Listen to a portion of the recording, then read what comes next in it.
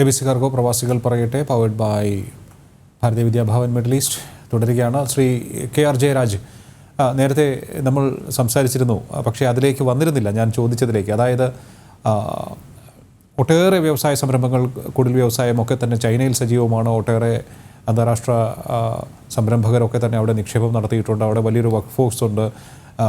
അവർക്ക് ജോലി ചെയ്യാൻ അനുയോജ്യമായിട്ടുള്ളൊരു സാഹചര്യം ഉണ്ട്. പക്ഷേ നിലവിലെ സാഹചര്യത്തിൽ ഇന്ത്യയിലേക്ക് ഒട്ടേറെ നിക്ഷേപകർ കണ്ണുവയ്ക്കുന്നുണ്ട്. പക്ഷേ അവരെ നമ്മളിലേക്ക് എത്തിക്കേണ്ടതുണ്ട്. അതിന് എന്തൊക്കെയാണ് ചെയ്യേണ്ടത്? ഞാൻ ആ ക്വസ്റ്റ്യനിലേക്ക് വരുന്നതിന് മുമ്പ് വിനോദ്ജിയുടെ ഒരു ചോദ്യത്തിന് ഒരു പോയിന്റിന് ഞാൻ ഒന്ന് മറുപടി പറയാൻ ആഗ്രഹിക്കുകയാണ്. ചാർട്ടേഡ് ഫ്ലൈറ്റ് സംബന്ധിച്ചിടത്തോളം കേരള ബിസിനസ് ഫോറത്തിന് സ്റ്റേറ്റിൽ നിന്ന് 4 ഫ്ലൈറ്റുകൾ ഓപ്പറേറ്റ് ചെയ്യാനുള്ള consent in black and white എന്റെ കയ്യിലുണ്ട്. ഞാൻ സെൻട്രലിന്റെ പെർമിഷന് വേണ്ടി വെയിറ്റ് ചെയ്യാണ്. 4-ാം തീയതി 1 മണിക്ക് ഞാൻ ഈ ഒരു റിക്വസ്റ്റ് കേരള ഗവൺമെന്റിന് കൊടുത്തിട്ട് എനിക്ക് അന്ന് രാത്രിയിലേക്ക് ആ കൺസെന്റ് കിട്ടി. ഇതിന്റെ ഒരു പ്രശ്നം ഞാൻ ഫേസ് ചെയ്യുന്നത്, അതായത് ഈ ആപ്ലിക്കേഷൻ കൊടുത്ത് ആ ആപ്ലിക്കേഷൻ എംബസിയിൽ നിന്നും ഫോർവേഡ് ചെയ്ത് കഴിഞ്ഞാൽ അതിനൊരു റെഫറൻസ് ഇല്ല. നമ്മൾ ഒരാള് മിനിസ്ട്രിയിൽ അതൊന്ന് അന്വേഷിക്കണമെങ്കിൽ ഒരു റെഫറൻസ് നമ്പർ എന്തെങ്കിലും ഉണ്ടെങ്കിൽ അത് അന്വേഷിക്കാൻ എളുപ്പമുണ്ട്. ഒരുപാട് ഡോക്യുമെന്റ്സ് അയച്ചു കൊടുത്താലേ അത് എവിടെയാണ് എന്താണെന്ന് അന്വേഷിക്കാനുള്ളൂ. അത് ട്രാക്ക് ചെയ്യാൻ ഒരു എളുപ്പമില്ല. പണ്ടത്തെ പോലെയല്ല. ഇപ്പൊ ഒരുപാട് ചാർട്ടേഡ് ഫ്ലൈറ്റുകളുടെ റിക്വയർമെന്റ്സ് പോകുന്നുണ്ട് മിനിസ്ട്രിയിലേക്ക്. Ministry is overload, we understand that. അപ്പൊ ഒരു റെഫറൻസ് നമ്പറിലൂടെയാണ് അത് പോകുന്നതെങ്കിൽ അത് ട്രാക്ക് ചെയ്യാൻ എളുപ്പമുണ്ടാവും. Coming back to our subject, എനിക്ക് ഈ പുറത്തു നിന്നും ആളുകളെ ഇൻവെസ്റ്റേഴ്സിനെ അട്രാക്ട് ചെയ്യുന്നതിനേക്കാൾ എന്നെ സംബന്ധിച്ചിടത്തോളം, അല്ലെങ്കിൽ ഞാൻ റെപ്രസെന്റ് ചെയ്യുന്ന കേരള ബിസിനസ് ഫോറത്തെ സംബന്ധിച്ചിടത്തോളം, പ്രവാസികളായ ബിസിനസ്സുകാർക്ക് എങ്ങനെ ഇന്ത്യയിൽ കോൺട്രിബ്യൂട്ട് ചെയ്യാൻ പറ്റും, ഇതിനെക്കുറിച്ചാണ് ഞങ്ങൾ കൂടുതൽ ചിന്തിക്കുന്നത്. ആ ഒരു സാഹചര്യത്തിൽ എനിക്ക് 2 പ്രധാനപ്പെട്ട കാര്യങ്ങൾ പറയാനുണ്ട്. ഒന്ന്, ഓയിൽ ആൻഡ് ഗ്യാസ് സെക്ടറിൽ വലിയ സാധ്യതകളാണ് ഇന്ത്യയിലുള്ളത്. ഒരുപാട് പ്രോജക്ട്സുകൾ പെട്രോ കെമിക്കൽ രംഗത്ത് വരാനുണ്ട്.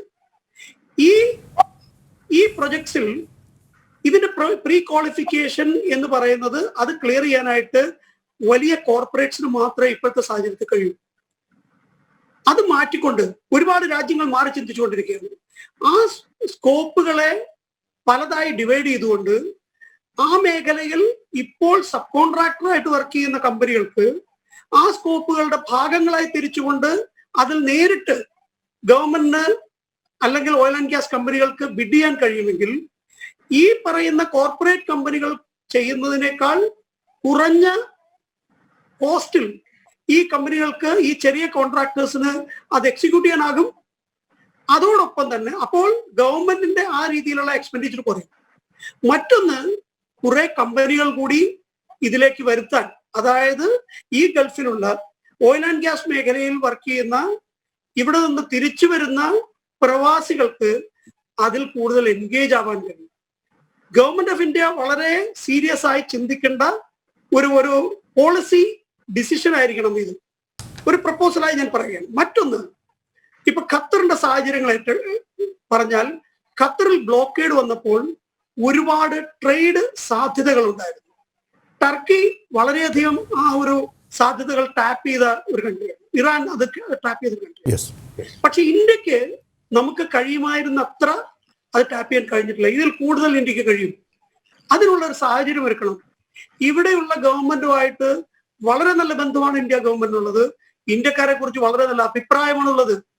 ഇത് ഉപയോഗപ്പെടുത്തിക്കൊണ്ട് ഇവിടെയുള്ള ഗവൺമെന്റുമായിട്ട് ഒരു ടൈപ്പ് വരുത്തിക്കൊണ്ട് ഇന്ത്യയിൽ നിന്നുള്ള ട്രേഡിന് ഇവിടെയുള്ള ടാക്സ് ബെനിഫിറ്റ്സോ കാര്യങ്ങളോ അല്ലെങ്കിൽ കസ്റ്റം ഡ്യൂട്ടിയിൽ ഇളവുകളോ എന്തെങ്കിലും നമുക്ക് നേടിയെടുക്കാൻ കഴിഞ്ഞാൽ ഇന്ത്യക്കാരായിട്ടുള്ള ഇവിടുത്തെ ബിസിനസ്സുകാർക്കും ഇന്ത്യയിലുള്ള പ്രൊഡക്ഷൻ ഹൗസിനും ഒരു വലിയ സാധ്യത നമ്മുടെ മുന്നിൽ തെളിഞ്ഞെടുപ്പുണ്ട്.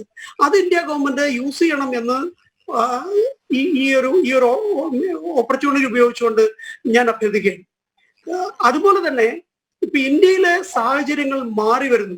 ഇപ്പോൾ ഞാൻ ഒന്നുകൂടി ഒരു കാര്യം കൂടി അങ്ങനെ ശ്രദ്ധപ്പെടുത്താം. എനിക്ക് തോന്നുന്നു മറ്റേ ഈ ഓയിൽ ആൻഡ് ഗ്യാസ് സെക്ടറിനെ കുറിച്ച് പറഞ്ഞതുകൊണ്ടാണ് എനർജി സെക്ടറിലേക്ക് ഇപ്പോൾ ഒട്ടേറെ പബ്ലിക് പാർട്ടിസിപ്പേഷൻ ക്ഷണിച്ചിട്ടുണ്ട്, അതിനുള്ള അവസരം ഒരുക്കിയിട്ടുണ്ട്. എനിക്ക് തോന്നുന്നു കൽക്കരി ഖനിയിലും ഊർജ്ജ മേഖലയിലുമൊക്കെ തന്നെ അതിന് കൂടുതൽ സാധ്യത വരുന്നുണ്ട്. വിമാനത്തിൻ്റെ സ്പെയർ പാർട്സ് നിർമ്മാണം തുടങ്ങിയ കാര്യങ്ങൾ, ഇവയിലേക്കൊക്കെ തന്നെ കൂടുതൽ ശ്രദ്ധ കേന്ദ്രീകരിക്കാൻ സാധിക്കുന്ന ഒന്നായിരിക്കും അല്ലേ നമുക്ക്? 100%. ഇപ്പോൾ ഇന്ത്യയിൽ ഒരു പുതിയ ബിസിനസ് സാധ്യത വരുന്നുണ്ട്. അതായത് സോളാർ പ്രൊജക്ട്സ്. ഇന്ത്യയിലുള്ള ഈ കായലുകളിലും അതുപോലെ ബാക്ക് വാട്ടേഴ്സ് ഇവിടെയെല്ലാം ഈ ഫ്ലോട്ടിംഗ് സോളാർ പാനൽസ് നിക്ഷേപിച്ചുകൊണ്ട് അവിടെ ഇലക്ട്രിസിറ്റി പ്രൊഡ്യൂസ് ചെയ്യാൻ കഴിയും. അതിനുള്ള സാധ്യതകളുമായിട്ട് ചില പ്രത്യേക പ്രോജക്ട്സുകൾ വരുന്നുണ്ട്, അതിനുള്ള ടെക്നോളജി വരുന്നുണ്ട്. അതുപോലെ ഈ സോളാർ പ്രൊജക്ടിന്റെ പല കോമ്പോണൻസും ഇന്ത്യയിൽ ഇപ്പോഴും പ്രൊഡക്ഷൻ ഇല്ല. വേണ്ട വിധം നമുക്ക് ആവശ്യമുള്ള അത്രയില്ല. അത് cells, I don't think we have A very ഒരു നല്ല ഒരു പ്രൊഡക്ഷൻ യൂണിറ്റ് ഇന്ത്യയിലുണ്ടെന്ന് എനിക്ക് തോന്നുന്നില്ല. നമുക്ക് സാഹചര്യം ഒരു സാധ്യതയുള്ളൊരു മേഖലയാണ്. ഇനി അങ്ങോട്ട് ഭാവിയിലേക്ക് നമുക്ക് വളരെയധികം ഡിപ്പെൻഡ് ചെയ്യേണ്ടി വരുന്ന ഒരു മേഖലയാണ്. ഇപ്പൊ കൊച്ചിൻ എയർപോർട്ട് വളരെ ഒരു മാതൃകയായി നിൽക്കുകയല്ലേ. കൊച്ചിൻ എയർപോർട്ട് കംപ്ലീറ്റ് സോളാറിൽ വർക്ക് ചെയ്തുകൊണ്ടിരിക്കുകയാണ്. നമുക്ക് എന്തുകൊണ്ട് മറ്റുള്ള ഇൻഡസ്ട്രിയിൽ അത് ചിന്തിച്ചുകൂടാ? നമുക്കുള്ള ബാക്ക് വാട്ടേഴ്സിന്റെ ഒരു ഭാഗമെങ്കിലും ഇതിനുവേണ്ടി യൂട്ടിലൈസ് ചെയ്തുകൂടാ? ഇതിനകത്തും പ്രവാസികൾക്ക് സഹകരിക്കാനാവും. ഇന്ത്യയിൽ തന്നെ മഹീന്ദ്ര പോലെയുള്ള കമ്പനികൾ, വളരെ LNT പോലെയുള്ള കമ്പനികളൊക്കെ അബ്രോഡിൽ GCC കൺട്രീസിലൊക്കെ ഒരുപാട് പ്രോജക്റ്റുകൾ ഏറ്റെടുത്തുകൊണ്ട് നടത്തുന്നുണ്ട്. എനിക്ക് തോന്നുന്നു മഹീന്ദ്ര സൗദിയിൽ വളരെ വലിയൊരു പ്രോജക്റ്റ് ഏറ്റെടുത്തുകൊണ്ട് ടെക്നോളജി അവിടെ ഉണ്ട്. നമുക്കിത് ഇന്ത്യയിൽ വളരെ വ്യക്തമായിട്ട് നടപ്പാക്കാൻ പറ്റും. ഓയിൽ ആൻഡ് ഗ്യാസിലുള്ള സാധ്യതകൾ അതായത് അൺലിമിറ്റഡ് ആണ്. ഇതിന് ഈ കോർപ്പറേറ്റുകൾ അല്ലാതെ കോർപ്പറേറ്റുകൾക്ക് കീഴിൽ വർക്ക് ചെയ്യുന്ന സബ് കോൺട്രാക്ടർ ലെവലിലുള്ള ആളുകൾ, അതായത് ടെക്നിക്കലി സ്കിൽഡ് ആയിട്ടുള്ള ആളുകൾ ആ മേഖലയിൽ തന്നെ അവർക്ക് ഒരു മേഖലയിൽ മാത്രമായിരിക്കും. ഇപ്പോൾ ഒരു പൈപ്പ് ഫാബ്രിക്കേഷൻ, അതിൽ മാത്രം എക്സ്പെർട്ട് ആയിട്ടുള്ള ആളുകൾ ഉണ്ടാവും. അല്ലെങ്കിൽ മെക്കാനിക്കൽ വർക്കുകൾ എക്സ്പെർട്ട് ആയിട്ടുള്ള ആളുകൾ ഉണ്ടാവും. അവരെ കൂടി അവർക്ക് സെപ്പറേറ്റ് ആയിട്ട് ഓയിൽ ആൻഡ് ഗ്യാസ് കമ്പനികളിൽ നിന്ന് ഡയറക്റ്റ് അവർക്ക് ബിഡ് ചെയ്യാവുന്ന രീതിയിൽ ഒരു 600 മില്യൺ 700 മില്യന്റെ ഒരു പ്രോജക്റ്റ് ആണെങ്കിൽ അത്രയും വലിയൊരു പ്രോജക്റ്റ് ഒരു ചെറിയ കമ്പനിക്ക് എടുക്കാനാവില്ല. അത് 25 മില്യന്റെയോ 30 മില്യന്റെയോ ആയിട്ട് സ്പ്ലിറ്റ് ചെയ്തുകൊണ്ട് ഡീസ്കോപ്പ് ചെയ്തുകൊണ്ട് ഉൾപ്പെടുത്താൻ കഴിയുകയാണെങ്കിൽ ഈ ഗൾഫിലുള്ള ഒരുപാട് കമ്പനികൾക്ക് അവിടെ ഇൻവെസ്റ്റ് ചെയ്യാൻ അവർ തയ്യാറാവും. ഒരുപാട് പ്രവാസികൾ ഈ തിരിച്ചു വരുന്ന ഓയിൽ ആൻഡ് ഗ്യാസ് മേഖലയിൽ വർക്ക് ചെയ്തിട്ടുള്ള, ഇവിടെ നിന്ന് സ്കില്ല് സമ്പാദിച്ചിട്ടുള്ള ആളുകളെ നമുക്ക് അവിടെ യൂട്ടിലൈസ് ചെയ്യാനാവും. അതൊരു വലിയ വഴിത്തിരിവായിരിക്കും. തീർച്ചയായിട്ടും വണ്ടർഫുൾ ഐഡിയ തീർച്ചയായിട്ടും ഗംഭീരമായിട്ടുണ്ട്. അത് ഒട്ടേറെ പുതിയ ഇൻപുട്സ് നമുക്ക് ഇതുമായി ബന്ധപ്പെട്ട് വന്നുകൊണ്ടിരിക്കുകയാണ്. എനിക്കിനി പോകേണ്ടത് ശ്രീ ഷേജിയിലേക്കും വിനോദ് വി നായരിലേക്കുമാണ്. നമുക്ക് ശ്രീ ഷേജിയിലേക്ക് പോകാം. ശ്രീ ഷേജി, പുതിയ അവസരത്തിൽ നമ്മൾ മാറി ചിന്തിക്കേണ്ടിയിരിക്കുന്നുവെന്ന് അങ്ങ് നേരത്തെ തന്നെ സൂചിപ്പിക്കുകയുണ്ടായി. അത് ഖത്തറിലാണെങ്കിലും ഇന്ത്യയിലാണെങ്കിലും അത്തരത്തിൽ തന്നെയാണ് ചിന്തിക്കേണ്ടത്. ഇന്ന് ഓൺലൈൻ എന്നുള്ളത്, അല്ലെങ്കിൽ ഇൻ്റർനെറ്റ്, കമ്പ്യൂട്ടർ, ഈ മേഖലയിൽ നമുക്ക് ഒട്ടേറെ സാധ്യതകൾ തെളിഞ്ഞു വന്നിരിക്കുകയാണെന്ന് തോന്നുന്നു. പല കാര്യങ്ങളിലും യഥേഷ്ടം നമുക്ക് പുറത്തിറങ്ങി നടക്കാൻ സാധിക്കാതെ, സഞ്ചരിക്കാൻ സാധിക്കാതെ വരുമ്പോൾ പല കാര്യങ്ങളും തടസ്സപ്പെടുകയാണ്. പക്ഷേ മറ്റൊരു സാധ്യത ഇവിടെ തെളിഞ്ഞിരിക്കുകയാണ്. അതായത് വിദ്യാഭ്യാസം എടുത്ത് നോക്കുകയാണെന്നുണ്ടെങ്കിൽ അമേരിക്കയിലെ യൂണിവേഴ്സിറ്റിയുടെ ക്ലാസ് വരെ വേണമെന്നെങ്കിൽ നമുക്ക് കേരളത്തിലിരുന്ന് അറ്റൻഡ് ചെയ്യാൻ സാധിക്കുന്ന ഒരു അവസ്ഥയിലേക്ക് വരികയല്ലേ. അപ്പോൾ അങ്ങനെയുള്ള സാധ്യതകളെ നമ്മൾ, പ്രത്യേകിച്ച് കേരളം പോലുള്ള ഒരു സംസ്ഥാനത്തിന് പരമാവധി പ്രയോജനപ്പെടുത്താൻ സാധിക്കുമെന്നാണ് എനിക്ക് തോന്നുന്നത്. എങ്ങനെ നമുക്കത് സാധിക്കും? എന്താണ് അങ്ങയുടെ അഭിപ്രായം? അതിനെപ്പറ്റി നമ്മൾ നേരത്തെ തന്നെ പറഞ്ഞിരുന്നതാണ്. ആക്ച്വലി ഒരുപാട് ഓപ്പർച്യൂണിറ്റികൾ ആക്ച്വലി കോവിഡ് നമുക്ക് നൽകിയിട്ടുണ്ട്. അപ്പൊ അതിന്റെ ബിസിനസ് സാധ്യതകളെ കുറിച്ച് എനിക്ക് തോന്നുന്നു നേരത്തെ തന്നെ അത് പ്രതിപാദിച്ചതാണ്. പക്ഷെ ഇവിടെ എനിക്ക് കൂടുതലായിട്ട് പ്രതിപാദിക്കാൻ തോന്നുന്നത് ചൈനയും ഇന്ത്യയും തമ്മിലുള്ള ഒരു കമ്പാരിസൺ നിങ്ങൾ നേരത്തെ നടത്തി. അപ്പൊ അതുകൊണ്ട് തന്നെ എനിക്ക് തോന്നുന്നത് അതിനെപ്പറ്റി സംസാരിക്കുന്നതായിരിക്കും കൂടുതൽ ഉചിതമെന്ന് തോന്നുന്നു. ഇപ്പൊ നമുക്കറിയാം, വിടുന്നത് സാധാരണ ഒരു നോർമൽ റിസഷൻ എഫക്റ്റ് അല്ല നമുക്ക് ഉണ്ടാക്കിയിട്ടുള്ളത്. അപ്പൊ എല്ലാ രാജ്യങ്ങളിലും ഒരുപോലെ ഇത് ബാധിച്ചിട്ടുണ്ട് എന്ന് നമുക്കറിയാം. ഇപ്പൊ ചൈന, ന്യൂസിലാൻഡ്, ജർമ്മനി തുടങ്ങിയിട്ടുള്ള രാജ്യങ്ങള് ചില ബിസിനസ് ഏരിയ ഒഴിച്ചിട്ടുള്ള ബാക്കി എല്ലാ ഏരിയകളും ഇപ്പോൾ സാധാരണ രീതിയിൽ തുറന്ന് പ്രവർത്തിച്ചു തുടങ്ങിയിട്ടുണ്ട്. അപ്പൊ ഇനി നമുക്ക് സാധാരണയായിട്ട് ഇനി തിരിച്ചുവരവിന്റെ പാതയാണ്. അപ്പൊ അതിനാണ് ഈ പറഞ്ഞ പോലെ തന്നെയുള്ള ആധുനികമായിട്ടുള്ള സാഹചര്യങ്ങൾ നമ്മൾ യൂസ് ചെയ്യേണ്ടത്. അപ്പൊ നമുക്കറിയാം ഇന്ത്യയെ സംബന്ധിച്ച് ഒരുപാട് സാധ്യതകൾ നമ്മുടെ മുന്നിലുണ്ട്. ഇപ്പൊ ഏറ്റവും ഇമ്പോർട്ടന്റ് ആയിട്ടുള്ള സാധ്യത എന്ന് പറയുന്നത് നമ്മുടെ പോപ്പുലേഷൻ തന്നെയാണ്. നമുക്ക് ഏറ്റവും യങ് ആയിട്ടുള്ള പോപ്പുലേഷൻ ഉള്ള ഒരു കൺട്രിയാണ് ഇന്ത്യ. അപ്പൊ നമുക്കറിയാം 50%-ലേറെയുള്ള ഇന്ത്യയുടെ പോപ്പുലേഷൻ എന്ന് പറയുന്നത് 25 വയസ്സിൽ താഴെയുള്ളവരാണ്. ഒരു ആവറേജ് പോപ്പുലേഷൻ ഇന്ത്യയുടെ 29 വയസ്സാണ്. അപ്പൊ നമ്മൾ അതിനെപ്പറ്റി ഒരു ചൈനയുടെ പോപ്പുലേഷനുമായിട്ട് കമ്പയർ ചെയ്യുമ്പോൾ ചൈനയുടെ ഒരു ആവറേജ് ഏജ് എന്ന് പറയുന്നത് 37 വയസ്സാണ്. എന്നിട്ട് പോലും യങ് പോപ്പുലേഷനുള്ള ഇന്ത്യയിൽ ഉൽപാദന മേഖല ചൈനയുമായിട്ട് നമുക്ക് അവരെ തോൽപ്പിക്കാനോ അവരെ കിടപിടിക്കാനോ നമുക്ക് ഇപ്പോഴും കഴിയുന്നില്ല. അപ്പൊ ഇപ്പൊ നമുക്കറിയാം, നേരത്തെ ലിയോ പറഞ്ഞതുപോലെ തന്നെ മറ്റുള്ള പല രാജ്യങ്ങളും ഇന്ത്യയുടെ സാമ്പത്തിക വ്യവസ്ഥയെ ഇപ്പൊ ഉറ്റുനോക്കിക്കൊണ്ടിരിക്കുകയാണ്. അപ്പൊ നമുക്കറിയാം ആപ്പിൾ ഉള്ള ഇന്റർനാഷണൽ കമ്പനികൾ പ്രൊഡക്ഷൻ യൂണിറ്റുകൾ ഇന്ത്യയിൽ തുടങ്ങുന്നതിന് വേണ്ടിയിട്ട് ആലോചിച്ചുകൊണ്ടിരിക്കുകയാണ്. നമുക്കറിയാം ഈസ് ഓഫ് ഡൂയിങ് ബിസിനസ്സിൽ ഇന്ത്യയുടെ സ്ഥാനം 63-ാം സ്ഥാനത്താണ്. പക്ഷെ നമ്മൾ അത് ചൈനയുമായിട്ട് കമ്പയർ ചെയ്യുമ്പോൾ ചൈനയ്ക്ക് 31-ാം സ്ഥാനത്താണ് ചൈന ഈസ് ഓഫ് ഡൂയിങ് ബിസിനസ്സിലുള്ളത്. അതെന്താണ് കാരണമെന്ന് നമ്മൾ അനലൈസ് ചെയ്യണമെങ്കിൽ നമുക്കറിയാം ഈസ് ഓഫ് ഡൂയിങ് ബിസിനസ് എന്നത് പല ഫാക്ടറുകളുടെ അടിസ്ഥാനപ്പെടുത്തിയിരിക്കും. അതിൽ ഒരു ഫാക്ടർ ആയിട്ടുള്ള കോൺട്രാക്ച്വൽ എൻഫോഴ്സ്മെന്റിൽ ഇന്ത്യയുടെ സ്ഥാനം 163-ാം സ്ഥാനത്താണ്. അതില് ചൈനയുടെ സ്ഥാനം 18-ാം സ്ഥാനത്താണ്. അതുപോലെ തന്നെ പ്രോപ്പർട്ടി രജിസ്ട്രേഷൻ, നമ്മൾ ബിസിനസ്സുമായി ബന്ധപ്പെട്ട് ഒരു പ്രോപ്പർട്ടി രജിസ്ട്രേഷൻ നടത്തുകയാണെങ്കിൽ അതിനെപ്പറ്റി കമ്പയർ ചെയ്യുമ്പോൾ ഇന്ത്യയുടെ സ്ഥാനം 154-ാം സ്ഥാനത്താണ്. ചൈനയുടെ 28-ാം സ്ഥാനത്താണ്. അതുകൊണ്ട് തന്നെ ഈ ഈസ് ഓഫ് ഡൂയിങ് ബിസിനസ്സുമായി ബന്ധപ്പെട്ട് നമുക്കറിയാം ഫോറിൻ ഡയറക്ട് ഇൻവെസ്റ്റ്മെന്റ് ഒരുപാട് ഇന്ത്യയിലേക്കും ചൈനയിലേക്കും ഒഴുകുന്നുണ്ട്. ഇപ്പൊ 2019-2020 കണക്കെടുത്താൽ ഇന്ത്യയിലേക്ക് വന്ന ഫോറിൻ ഡെവലപ്മെന്റ് ഇൻവെസ്റ്റ്മെന്റ് എന്ന് പറയുന്നത് എനിക്ക് തോന്നുന്നു 49.9 ബില്യൺ ഡോളറാണ്. ചൈനയിലേക്ക് എത്തിയത് 136.71 ബില്യണാണ്. അപ്പൊ അതുകൊണ്ട് തന്നെ തിരിച്ചുവരവിന്റെ പാർട്ടിയില് എനിക്ക് തോന്നുന്നു സെൻട്രൽ ഗവൺമെന്റ് ഒരുപാട് കാര്യങ്ങൾ കൂടുതലായിട്ട് ചെയ്യാനുണ്ട് എന്നുള്ളതാണ് സത്യം. ശരിയാണ്, ഈസ് ഓഫ് ഡൂയിങ് ബിസിനസ്സിൽ 77-ാം സ്ഥാനത്തുണ്ടായിരുന്ന ഇന്ത്യ ഒരു വർഷം കൊണ്ട് തന്നെ 63-ാം സ്ഥാനത്ത് എത്തപ്പെട്ടതിൽ എന്തായാലും നമുക്ക് എല്ലാവർക്കും സന്തോഷിക്കാം. പക്ഷെ ഒരുപാട് കാര്യങ്ങൾ ഇനിയും ചെയ്യേണ്ടതുണ്ട്. അതുപോലെ തന്നെ കേരളത്തിനെ സംബന്ധിച്ച് പറയുകയാണെങ്കിൽ നമുക്കറിയാം, ലോകം തന്നെ ഇപ്പോ ഉറ്റുനോക്കിക്കൊണ്ടിരിക്കുന്ന ഒരു സംസ്ഥാനമാണ് കേരളം. നമ്മുടെ ആരോഗ്യ മേഖലയെ കുറിച്ചാണ് ഒരുവിധം ആളുകളെല്ലാം സംസാരിക്കുന്നത്. അപ്പോ ഈ കോവിഡിന് ശേഷം ഹെൽത്ത് ടൂറിസത്തിൽ ഉണ്ടാവാൻ പോകുന്ന വളർച്ച നമുക്ക് എന്തായാലും അസ്യൂം ചെയ്യാൻ പറ്റാത്ത ഒരു രീതിയിലാവും എന്നുള്ളതാണ് എന്റെ പ്രതീക്ഷ. അതുപോലെ തന്നെ നമുക്കറിയാം IT വ്യവസായം, അതാണ് നമ്മുടെ ബാക്ക് ബോൺ. അതിനും അതിനനുസരിച്ചിട്ടുള്ള അതിന്റെ വളർച്ചയ്ക്ക് അനുസരിച്ചിട്ടുള്ള ബേസിക് ഇൻഫ്രാസ്ട്രക്ചർ നമ്മൾ ഒരുക്കുകയാണെങ്കിൽ എനിക്ക് തോന്നുന്നു നമുക്ക് ഒരുപാട് വളർച്ച ഉണ്ടാക്കാൻ ഇതിന് കഴിയും എന്നുള്ളത് തന്നെയാണ് എനിക്ക് തോന്നുന്നത്. അതുപോലെ തന്നെ അതോടൊപ്പം തന്നെ ചേർത്ത് പറയാനുള്ളത്, സെൻട്രൽ ഗവൺമെന്റ് ഇനീഷ്യേറ്റീവ് എടുത്ത് ചെയ്തിട്ടുള്ള 25 ലക്ഷം കോടിയുടെ പ്രൊജക്ടുകൾ അല്ലെങ്കിൽ പാക്കേജുകൾ, അത് ഒരുപാട് നല്ല രീതിയിൽ യൂട്ടിലൈസ് ചെയ്യുകയും സെൻട്രൽ ഗവൺമെന്റ് ആയാലും സ്റ്റേറ്റ് ഗവൺമെന്റ് ആയാലും നാട്ടിലേക്ക് വരുന്ന പ്രവാസികളെ സപ്പോർട്ട് ചെയ്യുന്നതിന് വേണ്ടിയിട്ട് അത് യൂട്ടിലൈസ് ചെയ്യുകയാണെങ്കിൽ ഒരുപാട് നിക്ഷേപ സാധ്യതകൾ, ജോലി സാധ്യതകളും വളർത്തിക്കൊണ്ടുവരാൻ കഴിയും എന്നാണ് എനിക്ക് തോന്നുന്നത്. അതുപോലെ തന്നെ അവസാനമായിട്ട് കാർഷിക മേഖലയെ ബന്ധപ്പെട്ട് നമ്മൾ പറയുകയാണെങ്കിൽ ഗവൺമെന്റ് പ്ലാൻ ചെയ്തിട്ടുള്ള ഒരുപാട് പദ്ധതികളുണ്ട്.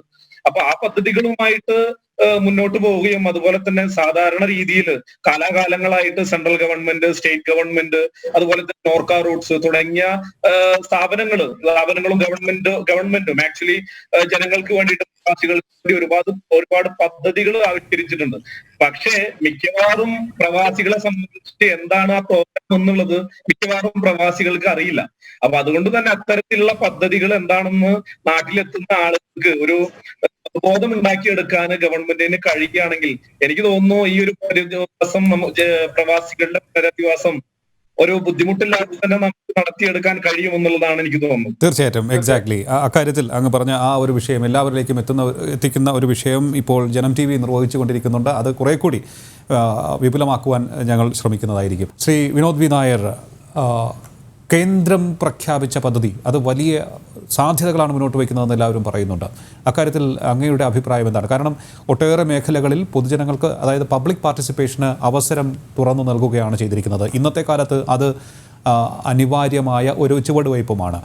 ഇനി ഒട്ടേറെ കാര്യങ്ങളിൽ കഴിഞ്ഞ ഒരു വർഷത്തിനിടയിൽ ഈ ബിസിനസ് അല്ലെങ്കിൽ ഒരു സംരംഭം നടത്തുവാനുള്ള നടപടിക്രമങ്ങളുടെ കാര്യത്തിൽ ഇന്ത്യ ഒട്ടേറെ മുന്നോട്ട് വന്നിട്ടുണ്ട് എന്ന് ഇപ്പോൾ തന്നെ പറഞ്ഞു.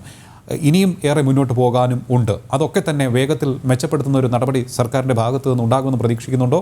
ഒപ്പം ഇന്ന് ഇപ്പോൾ വരുന്ന ഈ ചർച്ചയുടെ അഭിപ്രായങ്ങളുടെ ആ ഒരു ഫ്ലോയിൽ എന്തൊക്കെയാണ് പറയാനുള്ളത്? അതായത് നമ്മുടെ നാട്ടിൽ സംരംഭങ്ങൾ വിജയിപ്പിക്കുവാൻ ഉതകുന്ന രീതിയിലുള്ള കാര്യങ്ങളിലേക്ക് പോകാൻ. തീർച്ചയായിട്ടും ലിയോ, ഇതില് ഒരു കാര്യം ഞാൻ ഇതിന്റെ ഈ വിഷയത്തിൽ തന്നെ പറയാൻ ഉദ്ദേശിക്കണേന്ന് പറഞ്ഞു കഴിഞ്ഞാൽ, ഷെജി പറഞ്ഞ തൊട്ട് ഇപ്പോഴും നമ്മുടെ ഈസ് ഓഫ് ഡൂയിങ് ബിസിനസ്സിൽ 66ാമത്തെ പൊസിഷനിലാണ്. പക്ഷേ ഈ ഒരു സംഭവം എന്ന് പറഞ്ഞു കഴിഞ്ഞാൽ, ഈ ഇപ്പോഴത്തെ ഈ കറന്റ് ഗവൺമെന്റ് അല്ല, മീൻസ് ഇന്ത്യയുടെ ഈ രണ്ടാമത്തെ ടേം അല്ല, ആദ്യത്തെ ടേമിൽ തന്നെ PM മോദി മീൻസ് NDA ഭരണം വന്നപ്പോൾ അദ്ദേഹം പറഞ്ഞ ആദ്യത്തെ ഒരു സംഭവമായിരുന്നു എന്ന് പറഞ്ഞു കഴിഞ്ഞാൽ, നമ്മുടെ India is of doing world ബാങ്കിന്റെ റിപ്പോർട്ടിൽ എവിടെ കടന്നത് 150യുടെ അടുപ്പിച്ചായിരുന്നു കടന്നത്. പിന്നെ അത് 142 ആയിരുന്നു. നമ്മുടെ ഗവൺമെന്റ് NDA ഗവൺമെന്റ് വരാൻ 142nd പൊസിഷൻ. അന്ന് അദ്ദേഹം പറഞ്ഞതെന്ന് പറഞ്ഞാൽ we have to make reforms, and ആ റിഫോംസിന്റെ ഒരു റിസൾട്ട് ആണ് ഇന്നിപ്പം 60s കിടക്കുന്നത്. അപ്പൊ ഈ വേൾഡ് ബാങ്കിന്റെ 2019 റിപ്പോർട്ട് റിലീസ് ആയ ടൈമില് നമ്മുടെ പ്രധാനമന്ത്രി പറഞ്ഞത് എന്താണ്? നമ്മുടെ അടുത്ത ടാർഗറ്റ് എന്ന് പറഞ്ഞു കഴിഞ്ഞാൽ we have to be below 50. So unfortunately ഈ കോവിഡിന്റെ ഒരു സിറ്റുവേഷൻ വന്നതുകൊണ്ട് നമുക്കൊരു ഗ്രോത്ത് റേറ്റിന്റെ ഒരു ഇഷ്യൂ വന്നു. പക്ഷേ അതല്ലായിരുന്നെങ്കിൽ നമുക്കൊരു വളരെ അദ്ദേഹത്തിന്റെ ആ ഒരു വിഷൻ വെച്ചിട്ട് വളരെ ഫാസ്റ്റ് ഫോർവേഡ് ആയിട്ട് നമുക്ക് ഇത് അച്ചീവ് ചെയ്യാൻ വേണ്ടിയ കാര്യമാണ്. അതിന്റെ ആ റിഫോംസിന്റെ ഒരു ഭാഗമായിട്ട് തന്നെയാണ് ഈ കോവിഡിന്റെ ഒരു ഓപ്പർച്യൂണിറ്റി എന്ന് പറയാൻ തന്നെ. ഞാൻ ഓപ്പർച്യൂണിറ്റി നെഗറ്റീവായിട്ട് പറയണില്ല, ബിസിനസിനെ സംബന്ധിച്ചോളം അതൊരു ഓപ്പർച്യൂണിറ്റി തന്നെയാണ്. ആ ഓപ്പർച്യൂണിറ്റീനെ നോക്കിയിട്ടാണ് ഈ മൈക്രോ സ്മോൾ ആൻഡ് മീഡിയം ഇൻഡസ്ട്രീസിന് വേണ്ടിയുള്ള ഒരു റിഫോംസും എക്കണോമിക് പാക്കേജും കൊണ്ടുവന്നിട്ടുള്ളത്. അവിടെ ഇപ്പം ജയരാജ് ജി പറഞ്ഞു നമുക്ക് ഒരുപാട് ആൾക്കാര് ഇവിടുന്ന് ഈ മിഡിൽ ഈസ്റ്റിനും ബാക്കി കൺട്രീസിനൊക്കെ ഇന്ത്യയിലോട്ട് എത്തുന്നുണ്ട്. അവർക്ക് വളരെ സ്കിൽഡ് ആയിട്ടുള്ള ആൾക്കാരുണ്ട് അതില്. ആൻഡ് അവർക്ക് നമ്മുടെ ഏതെങ്കിലും പഞ്ചായത്ത് ലെവലിലാണ് അദ്ദേഹം പറഞ്ഞത്. പക്ഷേ ഞാൻ പറയണത്, കേന്ദ്രത്തിലുള്ള സർക്കാർ അല്ലെങ്കിൽ ഗവർണൻസിലുള്ള സർക്കാർ ഇതിനെ മുമ്പേ കണ്ടോണ്ട് അവരെന്താ ചെയ്തിരിക്കണെന്ന് പറഞ്ഞു കഴിഞ്ഞാൽ, അതിന്റെ ഞാൻ ഒരു കാര്യം പറയാൻ ഉദ്ദേശിക്കണെന്ന് പറഞ്ഞു കഴിഞ്ഞാൽ, നാഷണൽ സ്കിൽ ഡെവലപ്മെന്റ് കോർപ്പറേഷന്റെ അവരുടെ വെബ്സൈറ്റിൽ പോയി കഴിഞ്ഞു കഴിഞ്ഞാൽ, ദാറ്റ് ഈസ് www.nsdcindia.org. അതിന്റെ അകത്ത് ഒരു പേജ് തന്നെ കൊടുത്തിട്ടുണ്ട്. അതിന്റെ പേര് സ്വദേശ്. അപ്പൊ ഈ സ്വദേശ് എന്ന് പറഞ്ഞാൽ എന്താണ്? Skilled workers arrival database four employment support. Skilled workers arrival database four employment support. ഈ ഒരു ഡേറ്റാബേസ് ഈ റീപാട്രിയേഷനിൽ വരുന്ന ആൾക്കാരെ ഫോർസ് ചെയ്ത് അല്ലെങ്കിൽ കണ്ടുകൊണ്ട് തന്നെ ഇങ്ങനെ ഒരു സംഭവം ഓൾറെഡി ചെയ്തു കഴിഞ്ഞിട്ടുണ്ട്. അപ്പൊ ആ വെബ്സൈറ്റിൽ പോയിട്ട് ഇപ്പൊ നിലവില് ഈ വെബ്സൈറ്റിൽ വെറും ഇംഗ്ലീഷും ഹിന്ദിയിലും മാത്രമാണ് ആ ഫോം ഫില്ല് ചെയ്യണത്. That is called a skill card.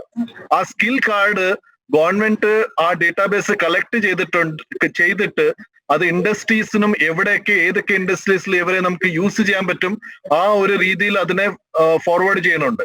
അത് മാത്രമല്ല, ഇപ്പൊ ഇനിഷ്യലി ഇംഗ്ലീഷും ഹിന്ദിയും ഉള്ളത് അത് ബാക്കി റീജിയണൽ ലാംഗ്വേജിലും കൂടി അത് ആക്കണുണ്ട്. അതിന്റെ കൂടെ തന്നെ നാരായൺജി പറഞ്ഞ ഒരു പോയിന്റ് ഉള്ളതെന്ന് പറഞ്ഞു കഴിഞ്ഞാൽ, നമുക്ക് ഈ വ്യവസായികൾക്ക് ചെയ്യണതിന് വേണ്ടിയുള്ള ഒരു സിംഗിൾ വിൻഡോ അല്ലെങ്കിൽ അതിന്റെ ഒരു സപ്പോർട്ട് ബാങ്കിങ് സെക്ടറിനായാലും അല്ലെങ്കിൽ ലെൻഡിങ്ങിലായാലും അത് ചെയ്യണമെന്നുണ്ട്. കാരണം അത് നമ്മുടെ ഈ സിംഗിൾ വിൻഡോ എന്ന് പറഞ്ഞപ്പോ കഴിഞ്ഞ പ്രാവശ്യം പറഞ്ഞ കൂട്ട് തന്നെ ഇപ്പൊ ഈ MSMEസിന്റെ കാര്യം പറഞ്ഞു, മൈക്രോ സ്മോൾ ആൻഡ് മീഡിയമിന്റെ നമ്മുടെ പാക്കേജ് വന്നു. പാക്കേജിന്റെ കൂടെ തന്നെ ഗവൺമെന്റ് ലെവലില് രണ്ട് കാര്യങ്ങൾ അവർ ചെയ്യണമെന്ന് പറഞ്ഞു കഴിഞ്ഞാൽ, ഇപ്പൊ നമ്മുടെ സ്റ്റോക്ക് എക്സ്ചേഞ്ചിന് മൈക്രോ സ്മോളും മീഡിയത്തിനും വേണ്ടി ലിസ്റ്റിംഗ് ചെയ്യാണ്ടി ഒരു ലെവൽ കൂടി കൊണ്ടുവന്നിട്ടുണ്ട്.